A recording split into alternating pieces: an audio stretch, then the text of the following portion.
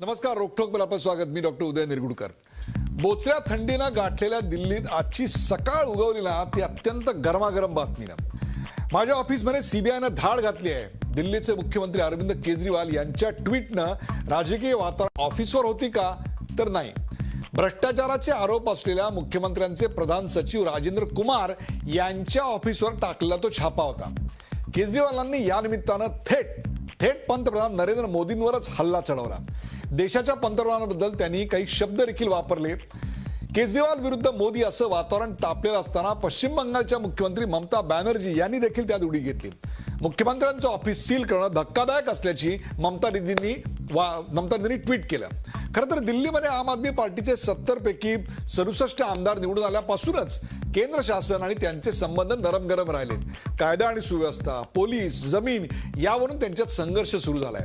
दिल्ली पोलिसांचा ताबा नेमका कुणाकडे असावा याच्यावरून हा सगळा कांगावा सुरू झालाय का? खरंच ही अघोषित अशा स्वरूपाची आणीबाणी आहे का? राजेंद्र कुमार केजरीवालांचा सेक्रेटरी नसता तर तो असा प्रकारे टार्गेट झाला असता का? मध्य प्रदेशातला व्यापम घोटाळा उजेडात आल्यानंतर किंवा महाराष्ट्रात पंकजा मुंडे आणि विनोद तावडे यांच्यावर भ्रष्टाचाराचे आरोप झाल्यानंतर असे छापे का पडले नाहीत असा सवाल आता केला जातोय. सीबीआय म्हणजे पिंजऱ्यातला पोपट असं वर्णन या आधी देखील केलं गेलं होतं. मोदी सरकार सीबीआयचा गैरवापर करून सुडाचं राजकारण खरोखरच करतंय का? दिल्लीच्या कारभारात केंद्राच्या हस्तक्षेपाचा मुद्दा यामुळे ऐरणीवर आलाय का? आणि याआधी मुख्य सचिव नेमण्यावरून नायब राज्यपाल नजीब जंग यांच्याशीही केजरीवालांचा पंगा झाला होता. कायम संघर्षाच्या मोडमध्ये असलेले केजरीवाल प्रशासक कधी होणार? आणि भ्रष्टाचाराच्या विरोधात आंदोलन करून सत्तेवर आलेले केजरीवाल आता एका भ्रष्टाचाराचे आरोप असलेल्या अधिकाऱ्याला पाठीशी का बरं घालणार? यासारख्या असंख्य प्रश्नांचा वेध घेऊयात आजच्या खास रोकटोक कार्यक्रमात. सुडाचं राजकारण की कांगावा?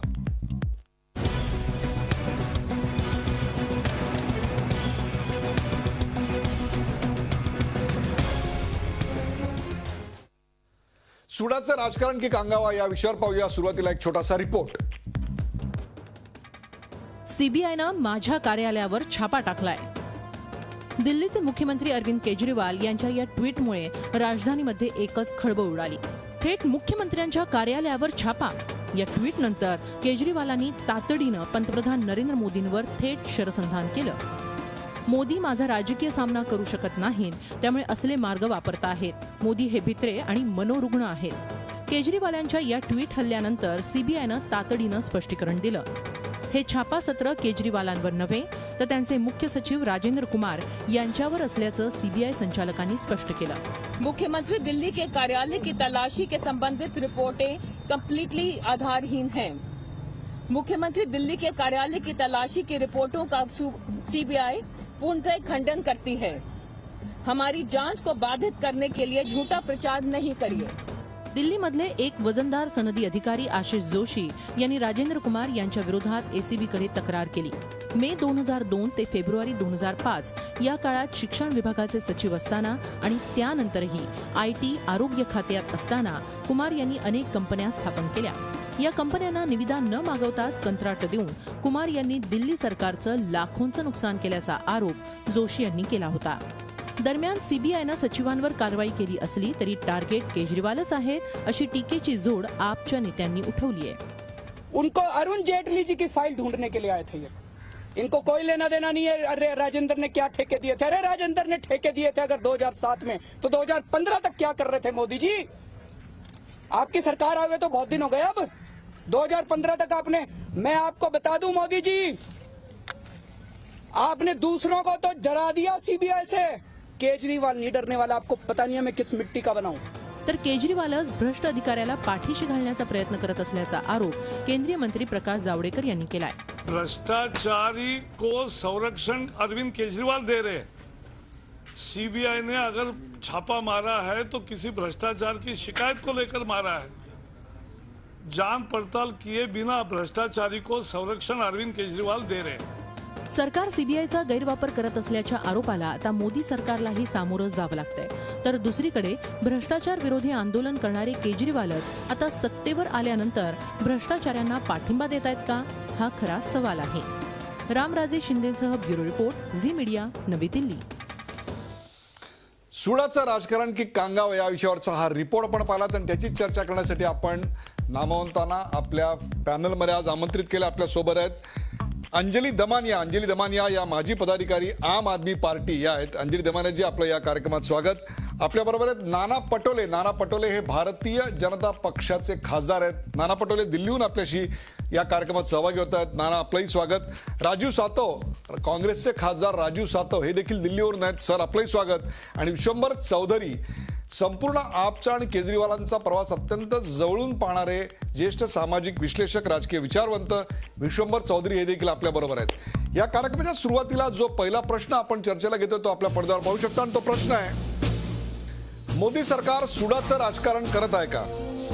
मोदी सरकार सुडाचं राजकारण करत आहे का? प्रेक्षक, आपण पाहिलं की आता जो रिपोर्ट आम्ही आपल्या समोर सादर केला त्याच्यामध्ये केजरीवाल यांनी जी भाषा वापरली की मैं किस मिट्टी का बना हूं ये आपको पता नहीं है, एक प्रकारे मोदी सुडाचं राजकारण करतायत अशा स्वरूपाचा त्यांचा सगळा आविर्भाव होता. आणि तोच पहिला प्रश्न घेऊन जाऊया आपण थेट नाना पटोले यांच्याकडे. नाना पटोले, मला प्रथम सांगा की केजरीवालांच्या ऑफिसचा संपूर्ण मजला या रेडच्या वेळी सील करण्यात आला होता का? त्या मजल्यावर कोणालाही प्रवेश दिला जात नव्हता, हे खरं आहे का? केजरीवाल यांच्याच मजल्यावर ज्या त्यांच्या सहकार्यावर आज रेड टाकण्यात आली, हे खरं आहे का की तिथे कोणालाही प्रवेश नव्हता, तो सील केला होता, एरिया पूर्णपणे प्रतिबंधित केला होता? नाना पटोले. उदयजी, मी या निमित्तानं सगळ्या श्रोत्यांना पण सांगू इच्छितो, ज्या पद्धतीचं चुकीचं वातावरण पसरवण्यात येत आहे की मोदीवर सगळ्यांनी बोलावं म्हणजे आम्ही मोठं होऊ, मार्केटिंगचं एक प्रकार हा चालवला गेलेला आतापर्यंतच्या अनेक घटनेमध्ये पाहतो. ही घटना पण तशीच आहे. ही घटना आताच केजरीवालचं स्टेटमेंट आपण ऐकवलं की घटना ही जुनी आहे. आणि राजेंद्र सिंग आणि जोशी या दोघांचा वाद हे कोर्टामध्ये गेला. कोर्टाच्या आदेशाने सीबीआयने ही कारवाई केली आणि कोर्टाच्या आदेशाप्रमाणे सीबीआयने कारवाई केली. आता आणि सकाळी ट्विट करत असताना केजरीवालांनी माझंच कार्यालय सील केलं अशा पद्धतीचा त्या ठिकाणी उल्लेख केला. केजरीवालांचं कार्यालय कुठेही सील केलं गेलेलं नाही. नाना पटोले, माझा स्पेसिफिक प्रश्न, राजेंद्र सिंगच्या कार्यालयाच्या पूर्ण चौकशा सुरू आहे. नाना पटोले, ही अतिशय गंभीर बाब आहे. मला फक्त एकच सांगा की केजरीवालांच्या ऑफिसचा संपूर्ण मजला आज सील करण्यात आला होता की नव्हता? संपूर्ण मजला सील केला गेला नव्हता. जसं आपल्या मंत्रालयातलं आपण चित्र पाहिलं तर मुख्यमंत्र्यांचं कार्यालय 6व्या माळ्यावर असेल तर त्याच्या बाजूलाच अनेक सचिवांची कार्यालय आहेत. तशासारखं इथलं पण मंत्रालयामध्ये तीच परिस्थिती आहे. त्या दुसऱ्या मजल्यावर आहे, तिसऱ्या मजल्यावर यांचं कार्यालय आहे मुख्यमंत्र्याचं. आणि तिथं त्यांच्या कार्यालयावर केलं, मुख्यमंत्र्यांच्या कार्यालयाला नाही केलं सील. पॉइंट वेट करा. आता कोर्टाच्या आदेशानुसार सीबीआय आज सकाळी कारवाई करणार याची कल्पना आपल्या सरकारला, गृह खात्याला, कोणालाही नव्हती. आपला सीबीआयच्या या कारवाईत कोणताही हस्तक्षेप नव्हता. हे करा अथवा हे करू नका अथवा हे जोमानं करा अशा स्वरूपाचे लेखी अथवा तोंडी कोणतेही आदेश आपल्या सरकारच्या कोणत्याही अधिकाऱ्यांनी अथवा मंत्र्यांनी दिलेले नव्हते असं आपण जाहीरपणे सांगाल? बिलकुल, आमच्या सरकारने कुठलेही आदेश दिलेले नव्हते. जोशी आणि राजेंद्र सिंगांचं जे भांडण होतं त्या भांडणाची परिणती कोर्टापर्यंत गेली. त्याच्यावर कोर्टाने जे आदेश दिले त्याच्या आधारे सीबीआयनी कारवाई केलेली आहे. आणि आता ज्या पद्धतीनं केजरीवाल या बोला मोदींना जसं मनोरुग्ण म्हणतात तशासारखं आता ते कोण मनोरुग्ण हे आता लोक समजतात ना. पॉइंट वेट आहे. आपण तिसरा प्रश्न घेऊया. मुख्यमंत्र्यांच्या दालनाच्या जवळ असलेल्या दालनावर आपण कारवाई करतो, मुख्यमंत्र्यांच्या प्रिन्सिपल सेक्रेटरीवर आपण कारवाई करतो, तेव्हा मुख्यमंत्र्यांना पूर्णपणे अंधारात ठेवून कारवाई करणं योग्य आहे का? मुख्यमंत्र्यांना याची आधी कल्पना द्यायला हवी होती का? तशी दिली असती तर काही अपेक्षित कारवाई करता नसती आली? नेमकं काय कारण होतं की मुख्यमंत्र्यांना या संदर्भात सांगितलेलं नव्हतं?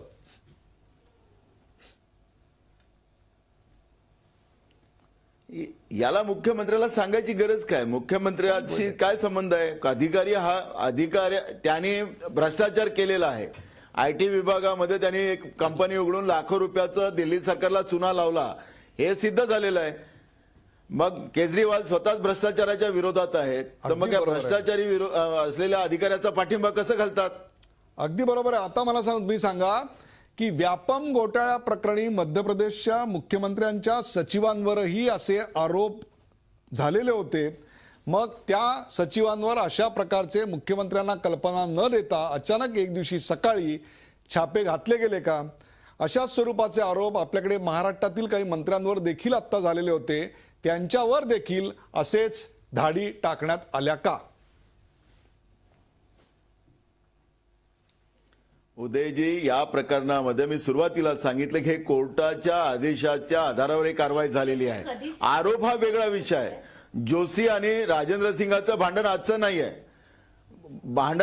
आहे. हे जुनं भांडण आहे. केजरीवालांनी मगाशी स्टेटमेंट केलं की 2015 मध्ये मोदीला दिसलं की मोदी प्रधानमंत्री नव्हते आणि मोदी हे करत नाहीत. आपल्या इथं सीबीआयला स्वायत्त आहे आणि सीबीआय स्वायत्त आहे का? नाना पटोले सीबीआय स्वायत्त आहे का? नाना पटोले सीबीआय स्वायत्त आहे का याविषयी आपण नंतर बोलूया. बिलकुल आहे, बरोबर आहे, याविषयी आपण नंतर बोलूया. अंजली दमानिया,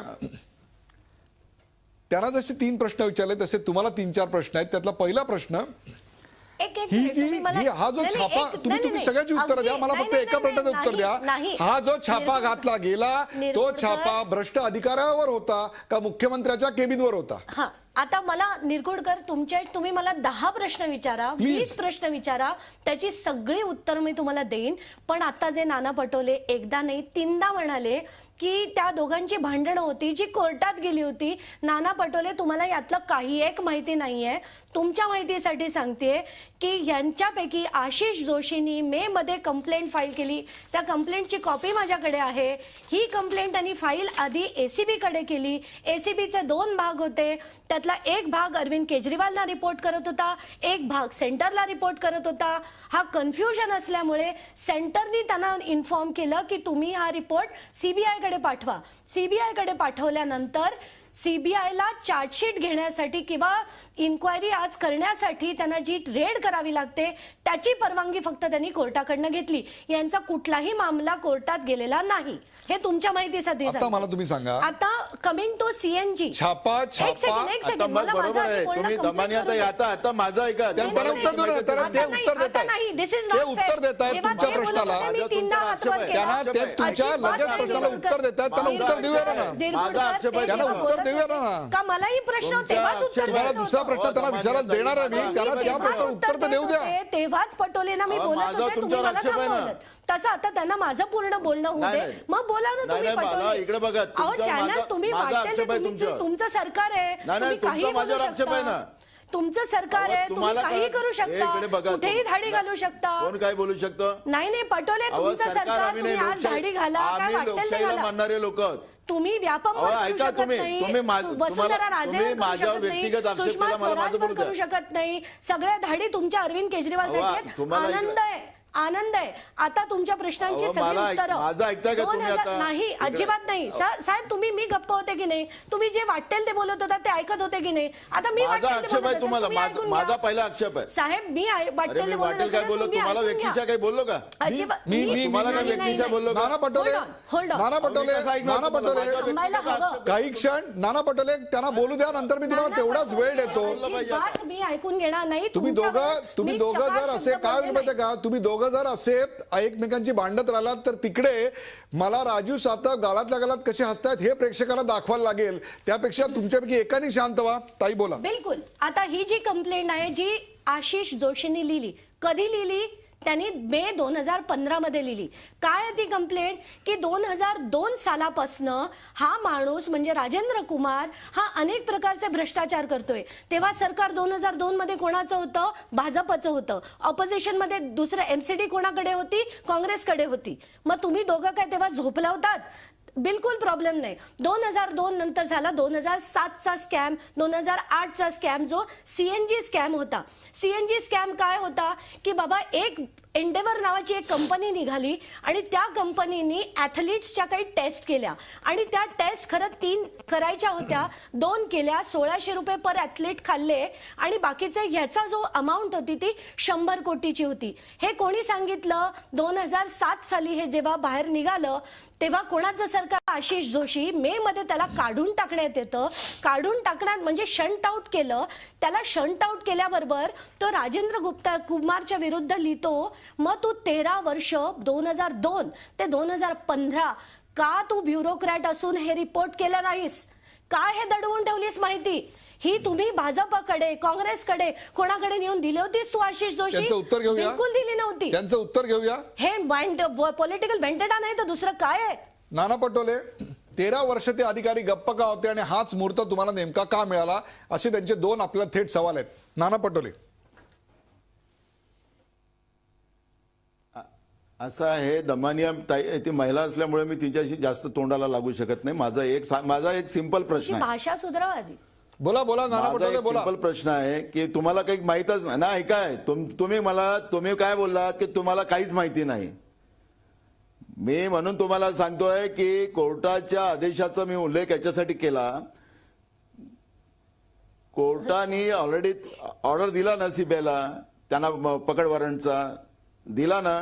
सर्च वॉरंटचा आदेश होता तो. माझा तेवढा प्रश्न सांगा मला. तुम्ही मला एक बरोबर आहे. सर्च वॉरंटचा आदेश होता. बरोबर आहे. दिला ना. आणि ते असं अहो, सांगितलं दिला होतं की नाही मला एवढं सांगा. कोर्टाचे आदेश कोर्टाने काय असं सांगितलं म्हटलं? होतं की अरविंद केजरीवालांना न विचारता करा. आज प्रवीण परदेशींनी चोरी केली तर फडणवीसांचं ऑफिस सील करणार आहात का? हो किंवा नाही सांगा ना.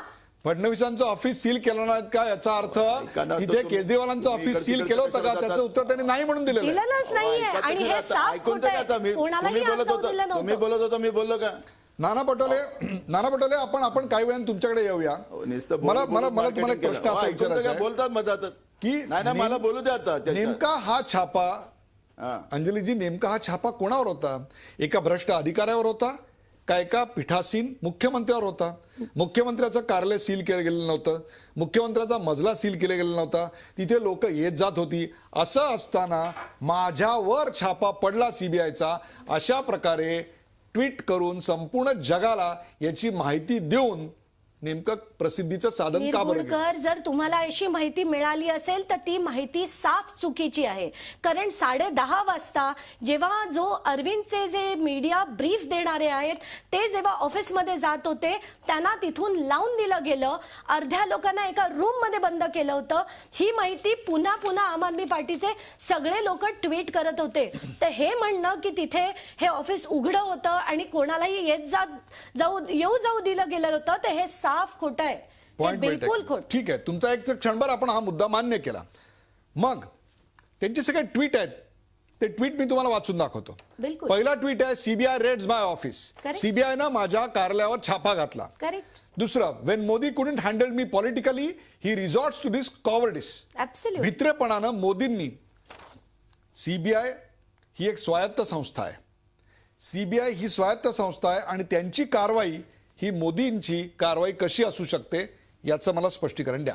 आजपर्यंत काँग्रेसनी सीबीआयचा अतिशय वाईट पद्धतीने वापर केला. आतापर्यंत आपल्याला वाटलं कदाचित ही असं कुठलीही पार्टी करणार नाही, पण भाजप मुळात तेच करताना आपल्याला दिसतेय. तुम्ही म्हणता हे त्यांच्या प्रिन्सिपल सेक्रेटरीवर रेड होती, तर मला कोणी सांगावं की जेव्हा प्रिन्सिपल सेक्रेटरीनी 2002 मध्ये केलेल्या स्कॅमची कुठली फाईल 13 वर्ष त्यांच्या ऑफिसमध्ये राहणार आहे? एक तर सीबीआय म्हणजे लोकांना तुम्ही काही वेडे समजता? 13 वर्ष क्षणभर 13 वर्ष सोडा. फाईल नाही असं म्हटलं एक सेकंड. तरी, नाही. क्षणभर 13 वर्ष फाईल नाही असं म्हटलं तरी तरी मला सांगा, ₹2,40,000 या देशाच्या पंतप्रधानांना भित्रा आणि वेडा, सायकोपाथ म्हणणं, एका मुख्यमंत्र्यांनी म्हणणं, याबद्दल आपण काय म्हणाल? नाही, मग त्याचं ऑफिस सील करणं हे कितपत शोभा देतं त्यांना? त्यांचं ऑफिस सील केलं होतं. Yes, there is no doubt about it. Nana Patole सीएमचं ऑफिस सील केलं होतं. नाना पटोले सीएमचं ऑफिस सील केलं होतं का सीएमच्या बाजूला असल्या त्याच्या अधिकाऱ्याचं ऑफिस सील केलं होतं? नाना, मी उदयजी एक गोष्ट तुम्हाला एक स्पष्ट सांगतो. मी सांगतो आता, माझा ऐका. बोला. हा राजेंद्र सिंग भ्रष्टाचारी अधिकारी आहे. हे रेकॉर्डवर आलेला आहे. आता राजेंद्र सिंग भ्रष्टाचारी अधिकाऱ्याला यांनी आपल्या इकडे आणलं. आता भ्रष्टाचारी अधिकारी आपल्यासोबत ठेवणं म्हणजे आम्ही स्वच्छ भ्रष्टाचारा विरोधात आहोत असं सांगणाऱ्या लोकांनी किती आता आपलं आत्मपरीक्षण करायला पाहिजे. एक दुसरं, मुख्यमंत्र्यांचं कार्यालय कुठेही सील केलं नव्हतं. मी दिल्लीत स्वतः जाऊन आलो. तिथं मी स्वतः जाऊन आलो. आज मला डिबेटवर यायचं होतं म्हणून मी स्वतः पाहून आलो तिथली परिस्थिती. किती वाजता गेला होतात साहेब आपण? किती वाजता गेलो होतात आपण तेही सांगा ना लोकांना. मी 4 वाजता जाऊन आलो. हा, किती वाजता सुरू झालं होती? 4 वाजता. 4 ती वाजता. वेळ किती वाजता सुरू झाली होती? 4 वाजता तुम्ही तिथे जाता आणि म्हणता की तिथे आता माझी सगळ्यांना उलट जाऊ द्या तपासणी घेताय का मध्ये. तुम्ही? मग मीडियाला का नाही जाऊ दिलं? हो मॅडम, मला त्याच्या पलीकडे एक आपल्या सेकंड. चर्चा सगळ्यात महत्वाचा मुद्दा मला आता मांडू दे आणि पटोले मला तुम्ही त्याचं उत्तर द्या की सीबीआयला जर राजेंद्र कुमार यांना एक काम करा उदयजी, यांनाच बोलू द्या पूर्ण. यांनाच बोलू द्या पूर्ण. मला दोघांनाही शांत करायची, दोघांनाही शांत करायची. आपल्याकडे दिल्लीतले आणखीन एक खासदार आहेत. आपण Rajiv Satav, please please please hear me out. Rajiv Satav, एका प्रदेशाच्या मुख्यमंत्र्यांनी या देशाच्या प्रधानमंत्र्याला कॉवर्ड आणि सायकोपाथ, भित्रा आणि मनोरुग्ण म्हणणं, हे शब्द ऐकल्यानंतर काँग्रेसची प्रतिक्रिया काय आहे? तुमचे विरोधक असलेल्या मोदींना असं म्हटल्याबद्दल आपल्याला आनंद झालाय उदयजी, का अशा प्रकारची भाषा वापरल्याबद्दल आपण खेद व्यक्त करताय? उदयजी, संविधानिक ज्या कोणी पद आहेत, मग ते राष्ट्रपती असेल, पंतप्रधान असेल, मुख्यमंत्री असेल, राज्यपाल असेल, या प्रत्येक पदाचा मान आणि सन्मान झाला पाहिजे ही आमची भूमिका आहे. हा पहिला विषय. दुसरा, संसदेचं अधिवेशन ज्यावेळेस सुरू झालं त्यावेळेस आपण जर पाहत असेल तर पहिले 2 दिवस डॉक्टर बाबासाहेब आंबेडकरांना श्रद्धांजली अर्पण करण्याचा विषय झाला, संविधानावर चर्चा झाली आणि त्यावेळेस प्रत्येक वेळी भाजपकडनं हे सांगण्यात आलं की आम्ही संघराज्य व्यवस्थेचे कट्टर समर्थक आहोत. मागच्या 18 महिन्यात काय झालं उदयजी? वीरभद्र सिंग मुलीच्या लग्नाच्या दिवशी सीबीआयने रेड टाकली. आज अरविंद केजरीवालांच्या प्रिन्सिपल सेक्रेटरीच्या ऑफिसवर रेड टाकली. श्रीकर परदेशींचं ऑफिस आणि फडणवीसांच्या ऑफिसमध्ये फक्त कॉन्फरन्स रूमचा डिफरन्स आहे. म्हणजे मुख्यमंत्र्याच्या सगळ्या फायली जर कुठं असतील तर त्या प्रिन्सिपल सेक्रेटरीच्या ऑफिसमध्ये असतात. आणि हे फक्त दिल्लीमध्ये असतं असं नाही, देशामधल्या सगळ्याच मुख्यमंत्र्यांच्या सगळ्या फायली या प्रिन्सिपल सेक्रेटरीच्या ऑफिसमध्ये असतात. त्यामुळं संघराज्य व्यवस्थेवरचा हा हल्ला आहे. नुसतं एवढंच नाही तर अरुणाचल प्रदेशची आजची घटना आहे. अरुणाचल प्रदेशमध्ये राज्यपालांनी मुख्यमंत्र्यांना न विचारता विधानसभेचं अधिवेशन बोलवलं. देशाच्या इतिहासातली पहिली घटना आहे की मुख्यमंत्री आणि मंत्रिमंडळाला न विचारता अशा पद्धतीनं अधिवेशन बोलवण्याचा प्रकार अरुणाचल प्रदेशमध्ये झाला. आणि पहिला अजेंडा काय ठेवलाय राज्यपालांनी? पहिला अजेंडा हा ठेवलाय अरुणाचल प्रदेशमध्ये विधानसभा अध्यक्षावरच्या ठरावावर चर्चा आणि त्याचं प्रिसाइडिंग ऑफिसर कोण? तो उपाध्यक्ष. अशा पद्धतीनं संघीय राज्यव्यवस्था डिस्टर्ब करण्याचा मोदींचा हा प्रयत्न आहे. मोदी केरळला गेले, केरळमध्ये कार्यक्रमाला गेले, ज्या कार्यक्रमाला केरळच्या मुख्यमंत्र्यांनी त्यांना बोलवलं त्या कार्यक्रमाला मुख्यमंत्र्यांना येऊ दिलं नाही मोदींनी, निमंत्रण पत्रिकेतनं नाव त्यांचं काढलं. अशा पद्धतीनं केवळ एकाधिकारशाही आणि हिटलरशाही चालवण्याचा यांचा प्रयत्न आहे. बरोबर आहे. आपण त्या आपल्या मुद्द्याच्या पुष्ट्यर्थ 2 मुद्दे मांडलेत. एक अरुणाचल प्रदेशचा होता, केरळचा होता. परंतु या देशाच्या पंतप्रधानाबद्दल अशी असंसदीय भाषा वापरण्याचा देखील त्याच्याशी आपण सहमती दर्शवलेली नाही. ब्रेकवर जाण्यापूर्वी मी थेट जातोय विश्वंभर चौधरी यांचे. डॉक्टर विश्वंभर चौधरी, आपण केजरीवालांचे आरोप दिवसभर त्यांचं ट्विट बघताय. एखाद्या चित्रपटात थरार चालला होता तसं चाललं होतं. आता माझ्या दाराशी आलेत, माझ्यावर रेड पडतेय, अमुक होतंय, तमुक होतंय, हे सगळ्या जगाला ते सांगत होते ते एकीकडे. आणि भारतीय जनता पक्षाचं स्पष्टीकरण एकीकडे. आज अरुण जेटली देखील त्याच्यावर राज्यसभेमध्ये बोललेले आहेत. त्याच्यानंतर सीबीआयनी त्यांचं स्पष्टीकरण दिलेलं आहे. हे सगळं पाहिल्यानंतर दिल्लीत नेमकं काय चाललंय असं वाटतं आपल्याला? विश्वंभर चौधरी. सीबीआयला सर्वोच्च न्यायालय सरकारचं पोपट म्हणालं होतं एकीकडे, आता ती सरकारची दासी झाली आहे, एवढं मला त्याच्याबद्दलची माझी स्ट्रॉंग प्रतिक्रिया आहे. ते करण्याच्या आधी पंतप्रधानांना केजरीवाल जे बोलले त्याच्याशी मी अजिबात सहमत नाही. ती गोष्ट निषेधार्ह आहे. पंतप्रधानांबद्दल असं बोलू नये हे नक्कीच आहे. त्यामुळे ती बाजू मी अगदी पहिली स्पष्ट करतो. आता मुद्दा असा आहे, 3ऱ्या मजल्यावर अरविंद केजरीवाल यांचं कार्यालय, 3रा मजला सील झाला होता. ही वस्तुस्थिती हिंदी माध्यमांनी, इंग्रजी माध्यमांनी मी आज बराच वेळ त्याचा अभ्यास केला आणि त्याच्यावरून हे लक्षात येतं की झालं. नंतर सीबीआयनी सारवासारव केली की हे नाही आम्ही केलं नाही वगैरे. तर आता मग मुद्दा स्पष्ट आहे की जर हे केलं नसेल सीबीआयनी, तर सीबीआयनी जेव्हा सील केलं होतं तेव्हा ते का केलं याच्यावर केंद्र सरकारने कारवाई करावी. तशी काही स्टेटमेंट आलेली मला जावडेकर साहेबांच्या स्टेटमेंटमध्ये सुद्धा त्याचा उल्लेख नाही दिसला. त्यांचं वेगळंच होतं की भ्रष्टाचार करणाऱ्यांनाच कसं पाठीशी घालता. हो, तुम्ही लोकपाल कुठे आणताय केंद्रात? तेव्हा भ्रष्टाचाराबद्दलची तुमची केंद्राची भूमिका कोणती प्रामाणिक भूमिका आहे? त्यामुळे तुम्ही म्हणावं म्हणजे अरविंद केजरीवालांच्या लोकपालवर मी स्वतः टीका केलेली, मला तो लोकपाल आवडला नाही त्यांचा, आम्ही टीका करू त्यांच्यावर, पण त्याचा अर्थ तुमची भूमिका प्रामाणिक आहे असं अजिबात एंडॉर्स होत नाही. हे पहिलं.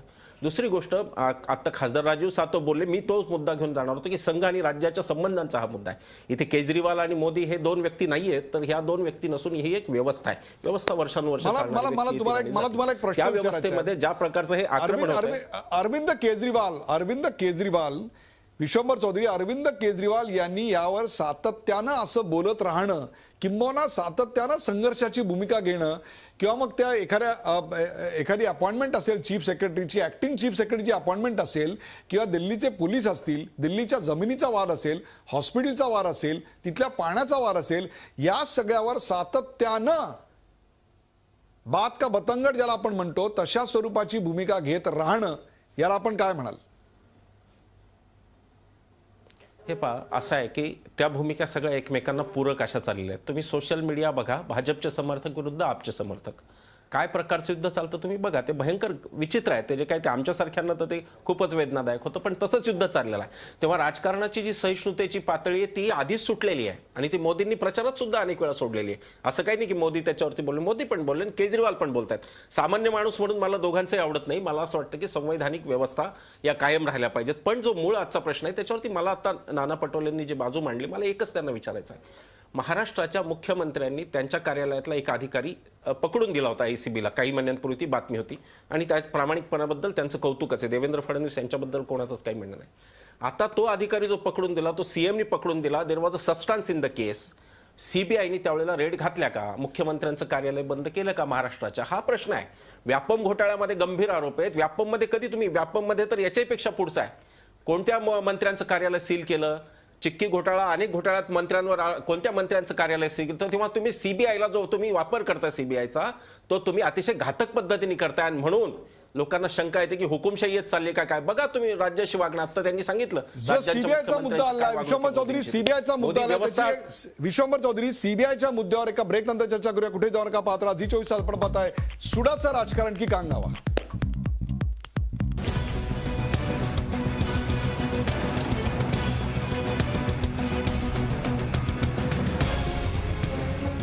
सुडाचं राजकारण की कांगावा या पहिल्या भागामध्ये आपण पाहिलं की मोदी सरकार सुडाचं राजकारण करताय का, तर आपण दुसऱ्या भागामध्ये जो मुद्दा चर्चेला घेणार आहोत तो आपण आपल्या पडद्यावर पाहू शकतो. आणि तो मुद्दा आहे सीबीआयचा गैरवापर होतोय का?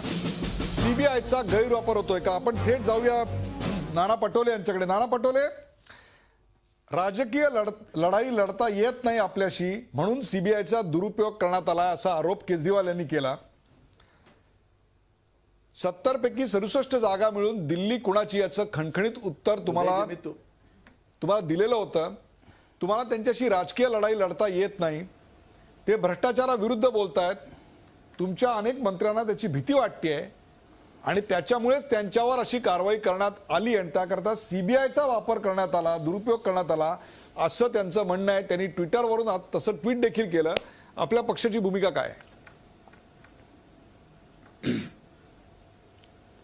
उदयजी, मी आमचे मित्र राजू सातव जे बोललेत त्यांच्याबद्दलही सांगेल आणि आपण जे प्रश्न उपस्थित केले त्याच्याबद्दलही बोलतो. मला थोडा वेळ द्या प्लीज. अरुणाचल प्रदेशचा विषय त्यांनी उपस्थित केला. अरुणाचल प्रदेशमध्ये तिथं काँग्रेसच्याच आमदारांनी बंड फुकारला आणि विधानसभेच्या अध्यक्षाच्या विरोधात अविश्वास आणला. आज परिस्थिती अशी आहे की त्या राज्यामध्ये अस्थिरता निर्माण झालेली आहे. सरकार केव्हाही पडू शकतंय आणि राज्यपालाला संविधानिक अधिकार आहे. त्या अधिकाराच्या आधारावर राज्यपालांनी त्या ठिकाणी अधिवेशन बोलावलेलं आहे. एक, आणि जे राज्यपाल आहेत ते काही भारतीय जनता पार्टीने नेमलेले नाहीत. अरुणाचल प्रदेशमध्ये ते काँग्रेसनीच नेमलेले आहेत. ते एक चीफ सेक्रेटरी होते, त्या चीफ सेक्रेटरीला यांनी तिथले राज्यपाल बनवलं. हे काँग्रेसनी केलं. आता त्याचं खापर कोणावर फोडतात आहेत? ते नरेंद्र मोदीवर. यांना फक्त नरेंद्र मोदी दिसतं म्हणून मी तुम्हाला सांगतो. दुसरं केरळचा उल्लेख केला. केरळमध्ये काय परिस्थिती झाली, तिथल्या एनजीओनी एक कार्यक्रम आयोजित केला. माजी मुख्यमंत्र्याचं एक प्रतिमा तयार करून त्याच्या पुतळ्याचं अनावरण ठेवलं. त्यांचं म्हणणं होतं की आम्ही राज्याच्या मुख्यमंत्र्याला बोलवणार नाही. आता एनजीओनी कार्यक्रम ठेवायचा, तो काही शासकीय कार्यक्रम नव्हता. त्याच्यामुळे मुख्यमंत्र्यांनी त्या ठिकाणी त्यांनी बोलवायचं की नाही बोलायचं त्यांचं काम होतं. झालं, त्याचंही खापर यांनी नरेंद्र मोदीवर फोडलं. आज जी परिस्थिती आहे की जे देशात कमी जास्त काही झालं की नाही झालं तरी नरेंद्र मोदीवर खापर फोडण्याची जी परंपरा सुरू झालेली आहे, सीबीआयच्या गैरवापराबद्दल काय बोलाल? नाना पटोले, तुम्ही दोन्ही प्रकरणाचं उत्तर दिलेलं आहे. सीबीआयच्या गैरप्रकाराबद्दल, सीबीआयच्या गैरवापराबद्दल काय बोलाल नाना पटोले? मी सीबीआयचं सांगतो. बोला. सीबीआयच्या बद्दलचं मी सांगतो की सीबीआयचा वापर तर जुन्या सरकारने चांगल्या प्रकारे केला होता. स्वतः मुख्यमंत्री मोदी असताना त्यांना पोलीस स्टेशनमध्ये नेऊन सीबीआयच्या याच्याकडे 6 तास या लोकांनी त्यांचा केला, पण त्याच्यामध्ये आम्ही कांगवा केला नाही. त्याच्यामध्ये अजिबात कांगवा केला नाही. ते कायदेशीर बाब आहे. जे काही कोणावर आक्षेप असतील, आरोप असतील, ज्या ठिकाणी चौकशा सुरू झाल्या असतील तर त्या न्याय व्यवस्थेला पुढे जाण्याची जबाबदारी आपण स्वीकारली पाहिजे. आज आमच्यावर जो आरोप होतो की आम्ही सीबीआयचा वापर चुकीचा करतोय, हा राजेंद्र सिंग भ्रष्टाचारी अधिकारी आहे. त्याच्यावरच्या आजच्या तक्रारी 2002 पासून चाललेल्या आहेत. त्याच्यावर सीबीआयने प्रोसेसमध्ये कारवाई केलेली आहे. त्यामुळे आम्ही लोक सीबीआयचा चुकीचा वापर करत नाही. 14 ठिकाणी उत्तर प्रदेशमध्ये पण धाडी पडल्यात. आज 14 ठिकाणी धाडी पडल्यात. एकच ठिकाणी नाही पडल्यात, 14 ठिकाणी पडल्यात. आणि म्हणून त्याला सीबीआयचा चुकीचा वापर आम्ही करतोय असं कोणी म्हणत असेल तर त्याला आमची मान्यता नाही. मला तुम्ही सांगा की ही एक प्रकारची अघोषित आणीबाणी आहे अशी प्रतिक्रिया ममता बॅनर्जी यांनी व्यक्त केली. आपण याच्यावर काय प्रतिक्रिया द्याल? एक बघा, आणीबाणीचं त्यांनी खूप काळ पाहिलेला आहे. त्या स्वतः ममता बॅनर्जी त्याच्यात होत्या. त्यामुळे मला त्याच्यामध्ये जास्त जायचं नाही आहे. पण मोदींची भीती एवढी या लोकांमध्ये आहे की मोदी आम्हाला कधी उलथून लावू शकेल लोक जनमतामध्ये. त्यामुळे दिल्लीतलं सरकार कसं आलं किंवा कालचं बिहारचं कसं आलं त्याच्यावर मला आता इथं चर्चा करायची नाही आहे. पण मोदी जिथं जिथं यांना फक्त सरळ मोदीला टार्गेट करतात, मोदीला टार्गेट करतात. त्यामुळे लोक समजतात हे सगळ्या गोष्टी. नाना पटोले, आपण फक्त आता मुद्दा चर्चेला घेतोय तो सीबीआयच्या गैरवापराचा आहे आणि तोच मुद्दा थेट घेऊन जाऊया आपण राजीव सातव यांच्याकडे. राजीव सातव, मगाशी तुमच्या बोलण्यामध्ये तुम्ही सीबीआयच्या गैरवापराचा मुद्दा काढलात म्हणून आता मी या चर्चेला घेतलेला आहे. मला तुम्ही सांगा, मी तुम्हाला काही जुन्या आठवणी करून देतो. मला तुम्हाला काही जुन्या आठवणी करून देतो. 10 मे 2013 इंग्रजी वृत्तपत्रातली आमची बातमी आहे, ती तुम्हाला वाचून दाखवतो आणि त्याचा मराठी तर्जुमा पण सांगतो. A packed New Delhi courtroom sat in a rapt silence this week as an erect Supreme Court judge denounced the elite Central Bureau of Investigation as caged parrot and its master's voice. Justice R.M. Lodha loudly breathed the Attorney General.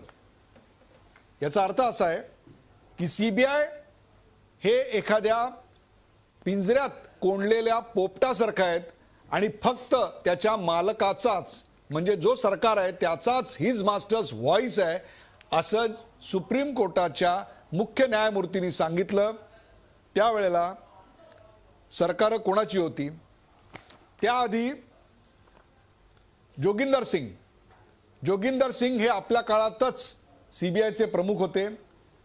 The political class will never give independence to CBI, said former director Joginder Singh, who found refusing to back off from the investigation into Chief Minister of Bihar in the 1990s. मला तुम्ही सांगा की हे सगळं घडत होतं. माझ्याकडे आणखी अनेक पुरावे आहेत तुमच्या काळातले. मुळात सीबीआयच्या गैरवापराचा हा जो प्रकार आहे तो भाजपनं सुरू केलेला आहे का ती एक चेन रिॲक्शन आहे? त्याची सुरुवात तुमच्या काळात झालेली होती.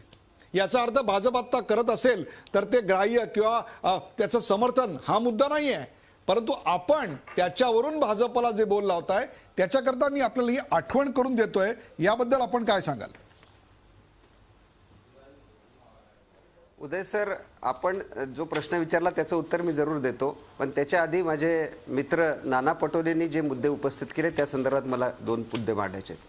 या संदर्भात नाना पटोले जे अरुणाचल प्रदेशचं म्हणाले, अरुणाचल प्रदेशच्या संदर्भामध्ये तिथलं सरकार बहुमताचं सरकार आहे, पहिली गोष्ट.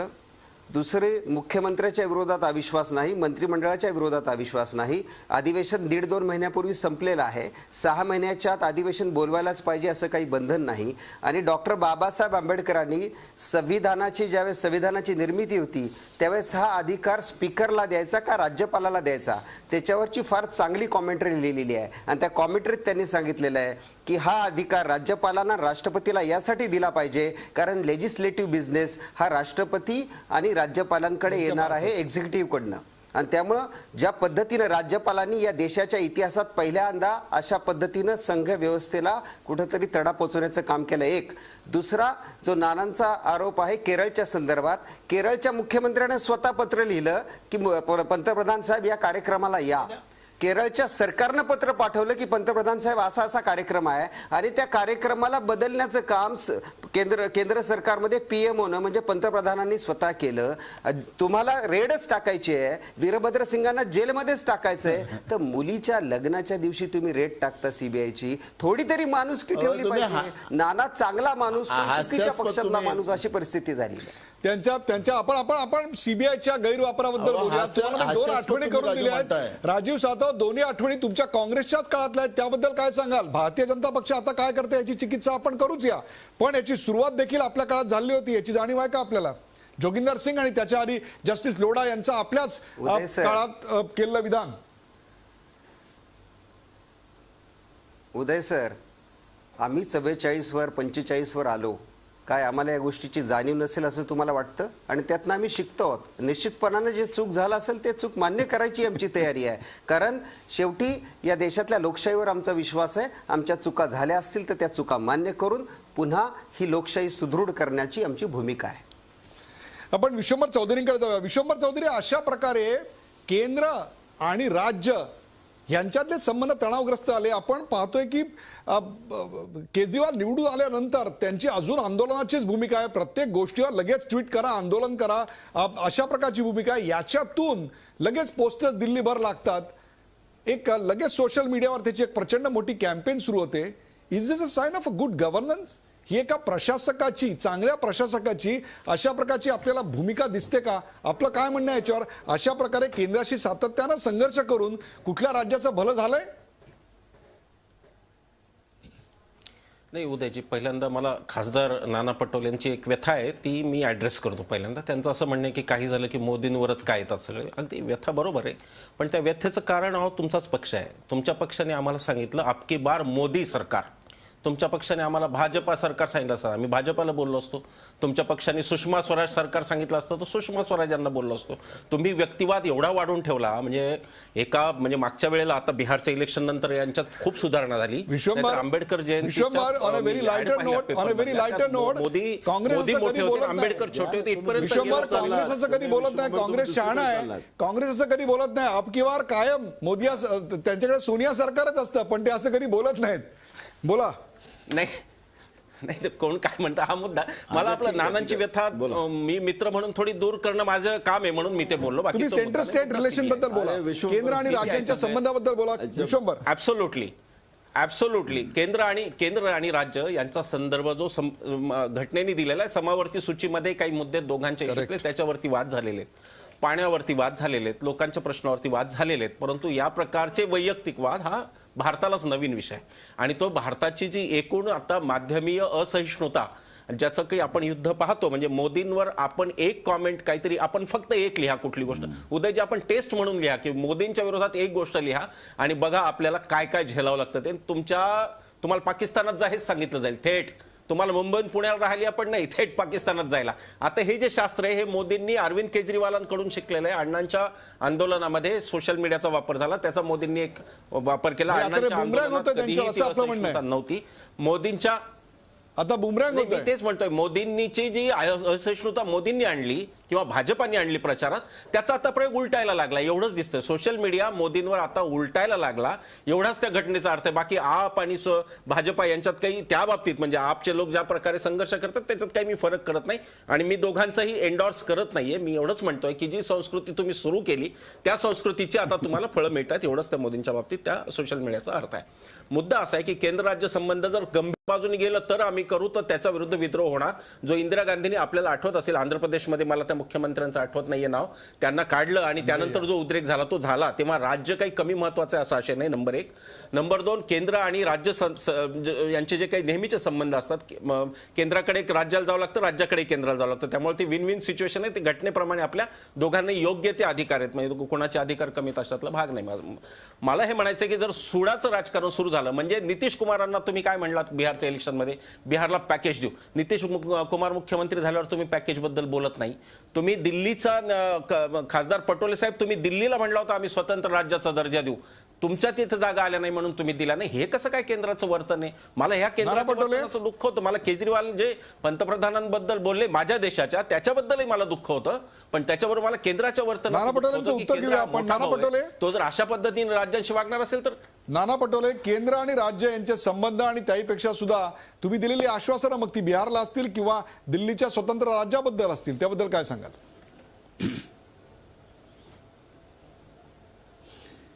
एक बघा, दिल्ली आणि दिल्लीतलं राज्यातलं सरकार आणि केंद्र सरकार याचे काही मोदी आल्यानंतर काही त्याच्यामध्ये घटना बदलवली, काही वेगळं काही केलं का?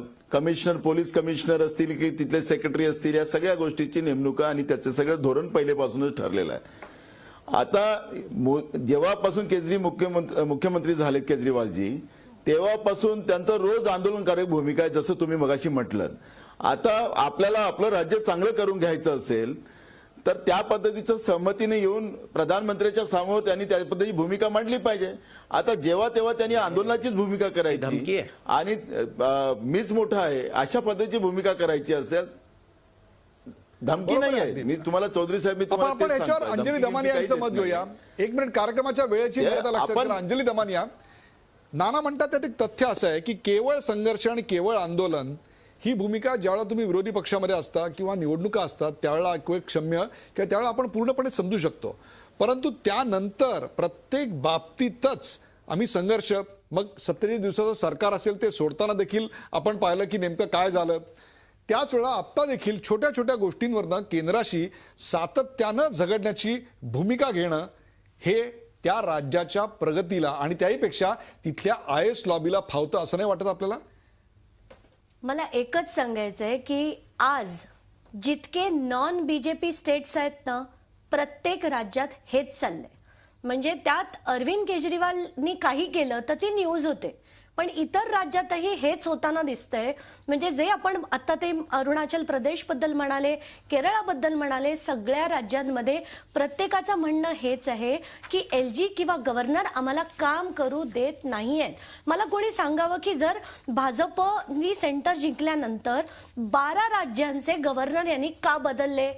का जे होते ते राज्यपाल काही अशा प्रकारचे गव्हर्नर याआधी काँग्रेसने बदललेले नव्हते असं आपल्याला म्हणायचंय? नाही, त्यांनी तेच केलं आणि तुम्ही येऊन तेच करताय. मग तुम्ही वेगळे कसले? तुम्ही तेच आहात. आम्ही तेच म्हणतोय की काँग्रेसही तेच आहे आणि भाजपही तेच आहे. 12 राज्यपाल बदलले गेले. आधीचे वाईट होते का? आता विद्यासागर रावांच्या आधीचे जे राज्यपाल होते ते वाईट होते का? पण महाराष्ट्रातले पण बदलले का? तर यांना, फडणवीसांना त्रास नको म्हणून. पण आज आपण जर बघितलं की कोणाला, किती लोकांना माहिती हो की डेंग्यू डेथ मुंबईत काही कमी झाल्यात का? लोकांना त्याचे डेटा माहिती आहेत? नाही माहिती. पोल्युशन मुंबईमध्ये किती आहे कोणाला माहिती आहे का? नाही माहिती. पण दिल्लीमध्ये होणारं पोल्युशन, दिल्लीमध्ये होणाऱ्या, म्हणजे दिल्लीमधलं पोल्युशन हे मुंबईपेक्षा मुंबई एवढंच आहे असं आपल्याला म्हणायचंय? अगदी. आता याच्या पुढे जर आपण बोलायला गेलो की सीबीआय बद्दल जो तुमचा वाद चालला होता, सीबीआयला खरंच आज राजेंद्र कुमार बद्दल माहिती हवी होती तर राजेंद्र कुमारचे पेपर्स त्या पर्टिक्युलर सीएनजी रिलेटेड हे एका तिसऱ्या IT ऑफिसमध्ये होते आणि हे अरविंद केजरीवालांनी सीबीआयला सांगितल्यानंतर दुपारनंतर ते तिकडे गेले. मला तोपर्यंत मला हा ते pages पण शोधले नाही. कार्यक्रम एका कन्क्लुजनवर आणायचा आहे. नाही, मला फक्त एकच conclusion सांगा, त्याच्या आधी- अशा प्रकारचा अधिकारी भ्रष्ट आहे, त्याच्यावर ठपका ठेवण्यात आलेला आहे, त्याच्यावर अशा प्रकारची गंभीर केस चालू आहे. अहो, ते पेपर घेऊन गेले असते तुम्ही जर त्यांना हे सांगितलं असतं. भ्रष्टाचाराविरुद्ध आंदोलन असं म्हणणाऱ्या तुम्ही भ्रष्टाचाराविरोधाच्या pre-judge जर काही बोलत पोस्टर बॉयला माहित नव्हतं अपॉइंट करताना. जर मी तुम्हाला तेच सांगते की हे जर एवढे विद्वान आशिष जोशी होते तर त्यांनी सीएमला पहिलं पत्र का नाही लिहिलं?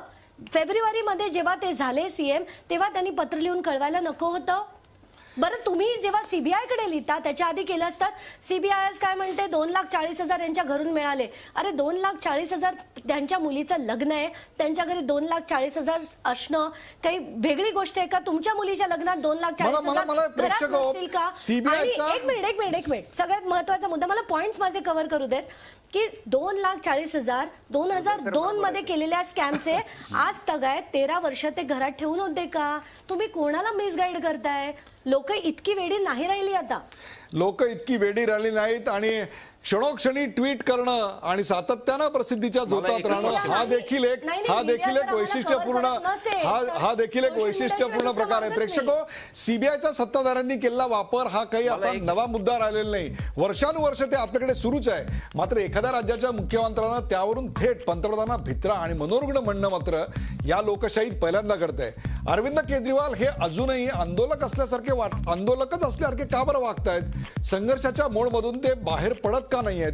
मात्र अशा प्रकारे सातत्यानं कांगावा करून प्रश्न सुटतील खरोखर असं वाटतंय तुम्हाला प्रेक्षको? राजेंद्र कुमार यांच्यासारख्या भ्रष्टाचाराचे आरोप असलेल्या IAS अधिकाऱ्यांच्या लॉबीचं यामुळे दिल्लीत न फावलं तरच नवल. पण नुकसान होतं ना प्रेक्षको, ते राज्यातल्या जनतेचं. कारण राज्य आणि केंद्र सरकार यांच्यातले बिघडलेले संबंध राज्याला मारक ठरतात. दोन्ही सरकारमध्ये खरं तर सौहार्दपूर्ण संबंध असतील तरच राज्याचा विकास होतो. मात्र त्यासाठी लागणारी राजकीय परिपक्वता दोघांनी दाखवणं अत्यंत आवश्यक आहे. वैयक्तिक प्रसिद्धीपेक्षा राज्याचं हित काय याचं भान जसं ठेवलं पाहिजे, तसंच एखाद्या राज्याच्या मुख्यमंत्र्यांना अशा प्रकारे कायम आरोपीच्या पिंजऱ्यात उभं करणं हे देखील केंद्र सरकारला भूषणावह नाही. राज्य आणि केंद्र ही खरं तर विकास रथाची दोन चाकं आहेत. दिल्लीत ही चाकं नेमकी एकमेकांच्या विरोधात जाताना मला दिसत आहेत, एवढं मात्र नक्की. या कार्यक्रमात सहभागी झाल्याबद्दल सर्व मान्यवरांचे आभार. ताज्या बातम्यांसाठी पाहत राहा झी24 तास. रहा एक पाऊल पुढे.